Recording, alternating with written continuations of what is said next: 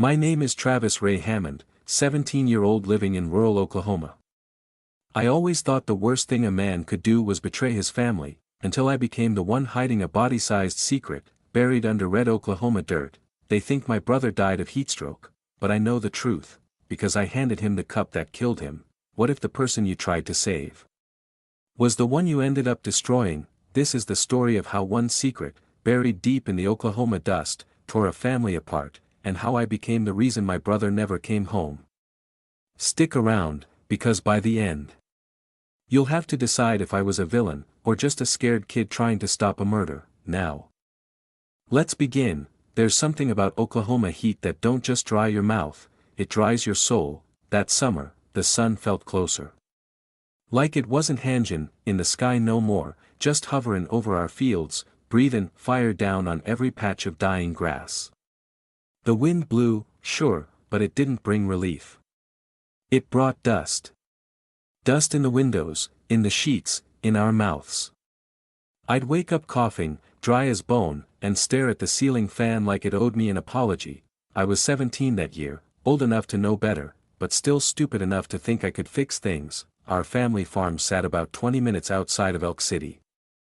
Closest neighbor was 2 miles east, and the only thing louder than the cicadas in July was my daddy's temper.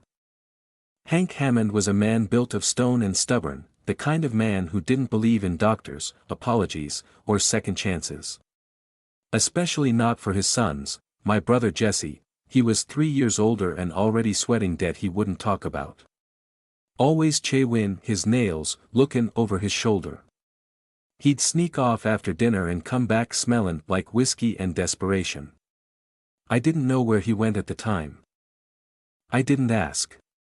Some part of me didn't want to know. Mama was the thread holding us together, barely. She'd hum to herself in the mornings, even when the coffee ran out, even when the bank letters came in. Said a woman had to keep soft when everything else went hard. But I saw her flinch when Daddy slammed the door. Saw the bruises under her sleeve, the ones she covered with a smile and an old cardigan, even in the heat. And then there was Uncle Dwight. He wasn't blood, Mama's half-brother from a different daddy, but Daddy kept him close. Too close, if you ask me. Dwight was all slick smiles and empty pockets, showing up with just enough charm to keep from getting run off. He'd help out around the barn. But never when real work was needed. He was always whispering to Jesse, off to the side like they had some inside joke the rest of us weren't part of. Meanwhile, the cows were dying. The grass was yellow. And the well out back was cuffing mud. We were behind on bills. Daddy sold the tractor's engine block to a guy out in Sayre just to buy feed that didn't last a week. Mama pawned her wedding band. And Jesse kept disappearing. You could feel it then. The crack in the walls. Not the ones you could patch with mud and paint, but the kind that spread slow, under the surface. Like rot in the bones of the house. I knew something was coming, I just didn't know yet that it was gonna tear our family wide open. It was a Tuesday night, hot and still, the kind of air that stuck to your skin like guilt. Jesse told Mama he was heading out to check the west fence line, but he didn't take the work gloves. Just his truck keys and that look in his eyes again, like a man digging his own grave one lie at a time. I waited 5 minutes, then slipped out behind him. His taillights disappeared down the dirt road, but I knew where he was going. Jesse wasn't careful anymore. I'd seen him duck behind the feed shed to count cash, whisper into that old flip phone he kept hidden in his sock drawer. So I followed, hanging back far enough that the dust from his tires didn't give me away. He didn't go anywhere near the fence line. Instead, he pulled into an old gas station just off Route 66, one of those places with cracked pavement, a busted vending machine, and no name on the sign. The kind of place folks pretend don't exist. I killed my headlights and parked behind the propane tanks. Watched him go inside. It was a back room. I slipped around the side and found a window just cracked enough to hear voices through the hum of a ceiling fan. Inside were 5 men. One I recognized, Jesse, hunched forward, sweat beading at his temple. The others? Strangers. Hard men. One wore a ball cap pulled low, tattoos crawling up his neck. Another leaned back in a chair like he owned gravity. The big one, he never said a word, just shuffled the cards and watched everyone like he could smell weakness. Jesse was in deep. I could see it on his face. His stack of chips was low, his hands trembling. When he laid his cards down, he cursed. Quietly. The tattooed man leaned in. You said you had collateral. Jess, he said, voice like gravel. This ain't just cards no more. This is business. I got it, Jesse stammered. Just give me 2 days. 2. That's all I need. The man nodded slowly, then cracked his knuckles. You'd better. 'Cause next time, it won't be just your name we're collectin' on. Jesse went quiet, another man chuckled, and I heard coins jingle in someone's pocket. Then the chair scraped. They were finishin' up. I bolted before Jesse came out, heart slammin' in my chest like it was tryin' to break free. Back home, I laid in bed staring at the ceiling fan, thinking about that poker room, about the kind of people Jesse was tied up with. He wasn't just gambling with cards anymore, he was gambling with lives. He came home after midnight. I pretended to be asleep, but in the dark, I could hear him pacing in the hallway. Talking to himself. Whispering numbers, and from that moment on, Jesse was never the same. Something was coming, and it was comin' fast. It was near midnight when I heard the crunch of gravel outside my window. At first, I figured it was just one of the strays knockin' over the trash bin again, but then came voices, low, sharp, the kind that don't want to be heard. One of them was Jesse's. The other. I knew too well, Uncle Dwight. I slipped out of bed quiet as a prayer, grabbed my boots, and eased the back door open. The air was thick, still hot from the day, and the moon threw long shadows across the fields. I followed the voices to the old feed barn, staying low behind the rusted horse trailer. They stood near the barn's side wall, half in shadow. Jesse was pacing, swigging from a bottle of cheap whiskey. Dwight leaned against the wall like he had all the time in the world, cigarette glowing between his fingers. You don't get it, Dwight, Jesse hissed. I'm in over my damn head. I get it fine, Dwight said, flicking ash to the dirt. You played the game, you lost. Now we gotta make a move before the whole thing caves in on us. Jesse stopped pacing. You really think it'll work? I mean, if he's gone. Dwight's voice dropped, mean and smooth. You think I'd be here if it wouldn't? With Hank out of the way, the land transfers to your mama. And since she ain't got the spine to run this place, guess who steps in to help? Jesse was quiet. Dwight stepped closer, his shadow swallowing my brother. She trusts you, boy. Always has. She signs it over, you pay your debts, and we both come out clean. Jesse shook his head, but not like he was saying no, more like he was trying to shake off the weight of what Dwight was putting on him. You're talkin' about murder. Dwight let out a dry chuckle. No one said nothin' about murder. I'm talkin' about an accident. Old man's always out by the east pasture. No cameras, no neighbors. Hell, half the time he's drinkin'. Wouldn't take much. My blood turned to ice. This wasn't just family squabblin'. They were talkin' about killin' my father, and not out of rage. Not even revenge, greed. I backed away slow, heart poundin', so loud I swore they could hear it. I tripped over a broken fence post but caught myself before I fell, biting my lip to keep from yelping. By the time I got back to the house, my mind was reelin'. I hated my father's fists. Hated how he made Mama cry, but I never once thought about killing him. Jesse had crossed a line, and Dwight was leading him deeper into the dark. I didn't sleep that night.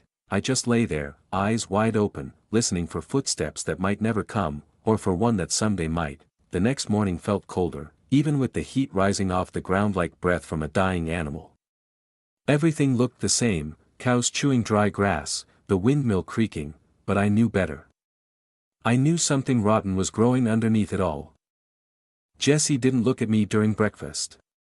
His hands trembled as he poured coffee, eyes sunk deep like he hadn't slept. Mama didn't notice, or maybe she pretended not to. That was her way. Daddy grunted about fence repairs and the truck's busted alternator, never once sensing the blade dangling above his head. I couldn't eat. My stomach twisted just watching Jesse sit across from him, nodding along, knowing full well he might be planning Daddy's last meal. Later that day, Dwight showed up in his usual fashion, uninvited, all charm and stink of engine grease and cigarettes. Said he came to help with the water pump, but he didn't bring a wrench. Just his truck, that cocky grin, and a cooler he didn't let out of his sight. I waited until he headed toward the barn with Jesse before sneaking around back. Dwight had parked under the big pecan tree, same spot he always did when he was settling in for a while. I crouched low, heart hammering in my ears, and tugged on the passenger door, locked, but I'd been around Dwight's truck enough to know he kept a spare key duct-taped inside the wheel well. Click. Inside, the cab smelled like old smoke and sweat. Crumpled receipts, a faded map of western Oklahoma, a few empty beer cans.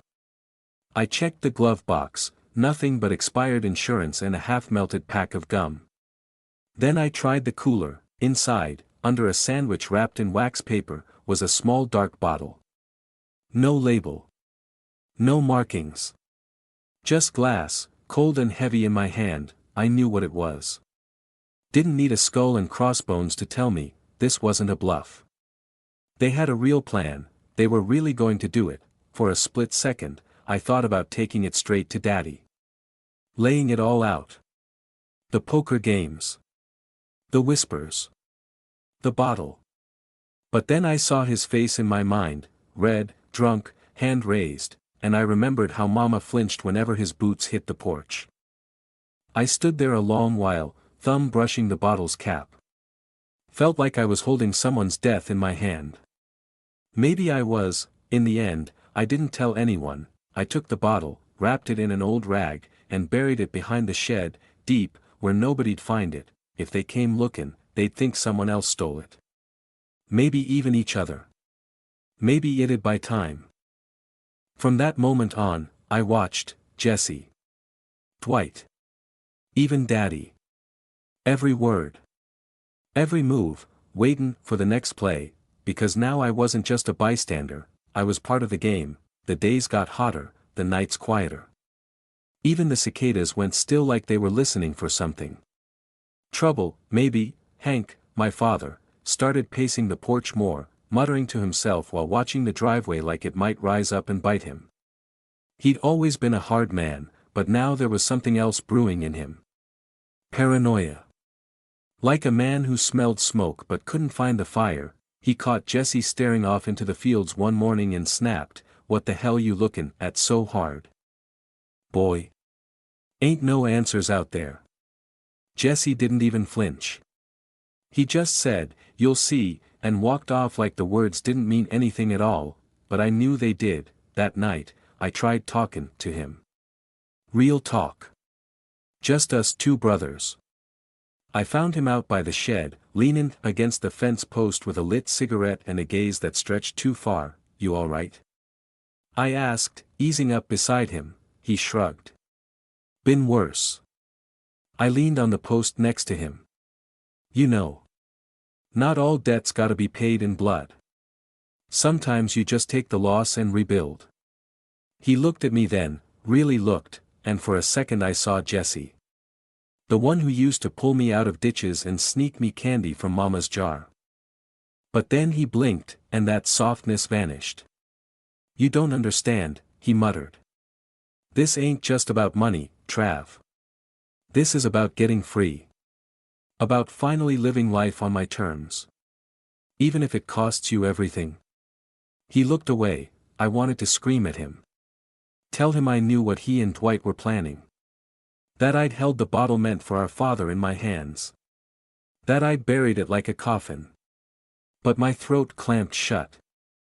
If I pushed too hard, he'd know I was watching. And then I'd be part of the next plan. That night at dinner, Mama kept watching the two of us like she was counting the inches of silence between our words. She served cornbread and beans like always, but her hands shook when she set down Jesse's plate. Daddy barely ate, just grunted, then asked Jesse if Dwight had stopped by that day. Jesse lied. Ain't seen him. Daddy's eyes narrowed. He wasn't convinced, but he didn't push. Just sat back, arms crossed, lips twitching like he wanted to say more but didn't trust the room. After supper, Mama cornered me in the kitchen. What's going on? She whispered, eyes shining. I shook my head. I don't know. But I did, I just didn't know whose side to be on anymore. Lines were being drawn all around me, quiet and invisible, but I felt every one of them digging into the dirt beneath our feet, and soon someone was gonna cross one they couldn't come back from.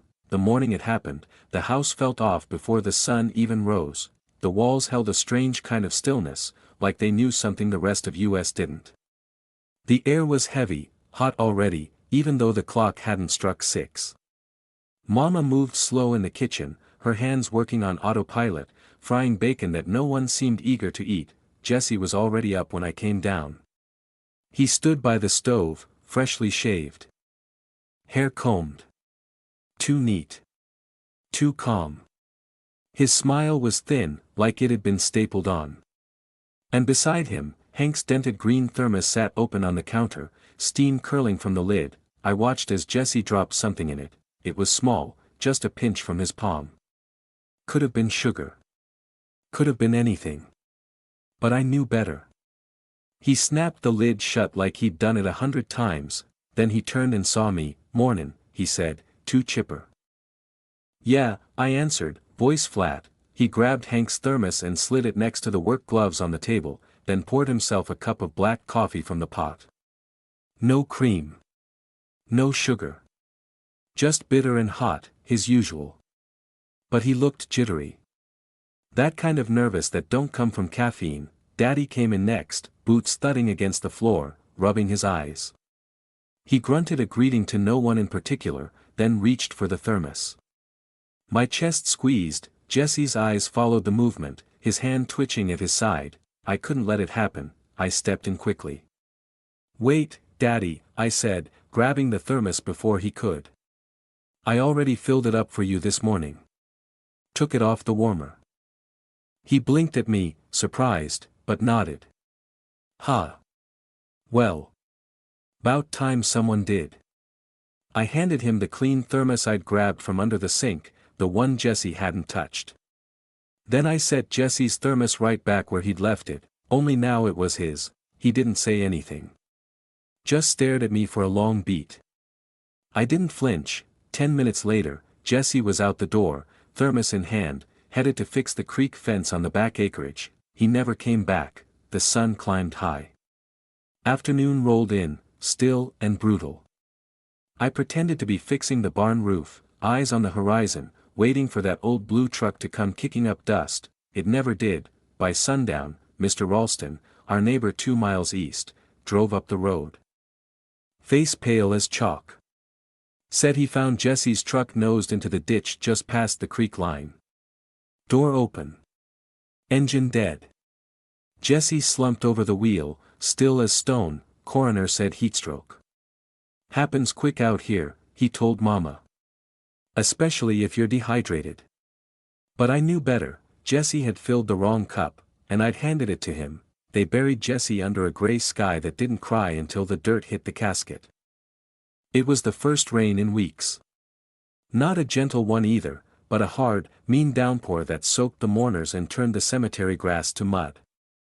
Like the sky had held back just long enough to wait for someone to die. The preacher said it was heatstroke. Tragic loss, he called it. The land takes as much as it gives. Mama nodded, dazed, eyes wide and blank like she was looking through time instead of at the wooden box that held her oldest boy. Hank just stood there like stone. No tears, no words. He didn't wear black. Just his usual flannel, sleeves rolled up, arms crossed over his chest like he was guarding what little pride he had left. If Jesse's death shook him, he didn't show it. Uncle Dwight didn't come, didn't call. Didn't send flowers. He vanished the day Jesse died. Left nothing but empty beer cans and tire marks in the dirt. Mama asked about him once, voice cracking. I told her I didn't know where he'd gone. That part, at least, was true. Back home, the rain kept coming, tapping on the windows like it was asking to be let in. I sat in Jesse's room that night, alone, tracing the grooves in his desk with my thumb, trying to remember him before everything went sideways. Before the cards, before the lies, before the thermos, Mama passed by the doorway once, saw me sittin' there, and said, "He was just tryin' to fix things, Travis." Then she walked away. That nearly broke me, because I had tried to fix things too. I just didn't know the cost until it was too late. Hank didn't speak Jesse's name for days. He worked the fields like a man trying to beat the dirt into submission. I watched him from the porch, his shoulders hunched, jaw set. A storm brewing beneath the surface. But he never asked questions. Never wondered aloud why Jesse dropped dead after a sip of coffee and a trip to the creek. Part of me wonders if he knew. If some deep part of him understood what had been planned. And who'd stopped it. The night after the funeral, the wind shifted. The kind of wind that carries more than dust. It brought thunder. And something else, something older. The prairie smelled like wet earth and secrets. I walked past the shed where I'd buried the bottle. Stood over the spot in the rain, soaked to the bone. The red dirt bled between my boots, no lightning cracked. No voice from the sky, just the wind, whispering. I told myself Jesse chose his road. That he made his bed, and I just turned down the sheets, but every night, I still see his face, not the one in the casket. The one right before I handed him that thermos. It was nearly 5 years after Jesse died when I found the envelope. By then, the house felt hollow. Mama had gotten quieter with each passing season, like a radio tuning out the world. Hank hadn't changed much, just got slower, meaner in a quieter way. His fists were gone, replaced by cold silence and a sharp tongue. We coexisted. That was the word for it. A father and son on the same land, working the same fields, saying as little as possible. When he died, it wasn't dramatic. No storm, no final words. Just slumped in his recliner, TV flickering, an open bottle of whiskey sweating on the table. Dead before I got back from the barn. I should have felt something, but all I felt was empty. It was 2 weeks after the funeral when I finally started cleaning out his study. He always kept it locked when he was alive, said it was his space. As if the rest of the house hadn't already belonged to him. I found the key in a tin under his bed. The study smelled like dust and old tobacco. The curtains hadn't been drawn in years, and the floor was littered with unpaid bills. Yellowed receipts, and half-filled notebooks scrawled in Hank's jagged handwriting.